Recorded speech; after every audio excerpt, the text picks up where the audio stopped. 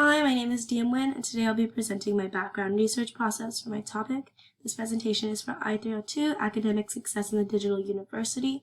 I'm currently in the Technology, Jobs, Work, and COVID-19 group, and I chose to focus on the working class during COVID-19. This is my table of contents. I will go over my initial project plan, and then briefly introduce my topic. I will then go into my thought process for my research and how I brainstormed.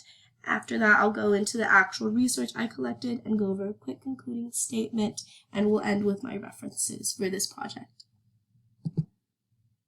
This is the timeline I followed to complete my research in a timely manner.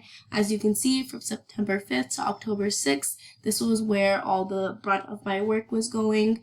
This was where I collected my sources, evaluated them, and reflected on them. And starting October 15th, I began to brainstorm for this video. I filmed it October 20th, finalized it, and this is what you're seeing right now. I'll be going over my introduction now. I chose to discuss the effect of COVID-19 and especially how it affected the mental health of the working class in America. I divided the working class into a couple of subgroups, including those who were laid off or became unemployed during the pandemic, those who were forced to transition to a remote working environment, and I also chose to specifically focus on labor shortages within the medical field. I'm going to now move on to my brainstorming process. This is a very rough draft of my brainstorming process. When I initially chose the Technology, Jobs, Work, and COVID-19 group, I chose it having the topic of working from home in mind because that's immediately what I thought of when I thought of jobs during the pandemic. As you can see to the right, that was my initial branch, but I couldn't really come up with more specific concepts for my research topic other than how I knew that I was going to speak on mental health. I then just began to branch off random ideas. As you can see to the left, I began thinking of how COVID impacted the economy and how we're currently in a recession, which has had a great impact on jobs and work. This was how I was able to come up with the idea to include the unemployment crisis and the healthcare labor shortage into my research paper because I believe that all of them fit under COVID-19 affecting mental health. I simplified all of those concepts into this smaller chart just to organize my thoughts a little better. All right, we can go ahead and move on to how I searched through library databases for information. From my brainstorming flow chart, I was able to develop this table and separate my ideas into broader concepts, keywords, and narrow concepts.